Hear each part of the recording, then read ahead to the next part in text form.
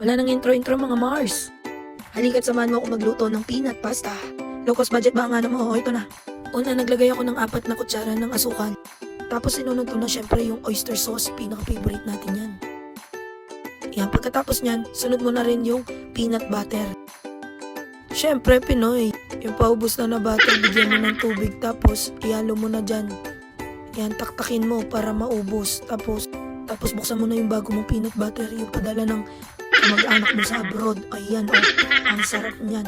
Tantiameter mo na rin yan, Mars. Tapos mga insan, imekos-mekos mo na yan hanggang malusaw yung peanut butter. Panigurado, pag natikman ito ng mga anak mo or mga kaibigan mo or pamilya mo, sigurado magugustuhan nila to. O siya mga insan, balik na tayo. Mag-isa na tayo ng butter or margarine. Pag after mong malusaw yan, sunod mo na yung ating garlic. Ayan, imekos-mekos mo na yan, tornado mo na yan. Tapos, ayan, hanggang mag-toasted lang po yan, yung ating garlic. Tapos isunod mo na yan, yung ginawa mo.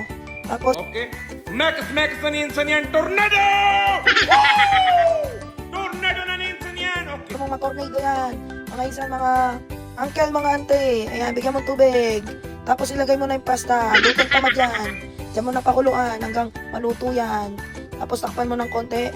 Ayan, dapat flat yan ha. Flat. Yan, mga uncle, mga auntie, after mong malagay yan, ilubog mo yung mga noodles. Yan, para lahat na maluto ng tama. After, takpan mo yan. Pagtakip mo, buksan mo ulit. Tapos, halu-haluin mo. Ayan, mekos-mekos ulit. Yan, para mag-well combine at para maluto ng tama yung noodles, hindi magdikit-dikit.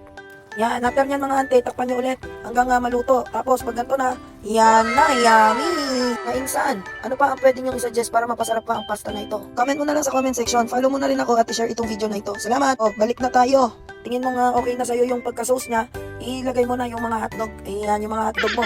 Ilagay mo na. After nyan, yan na, finished product. Nyam, nyam, nyam. Thank you for watching!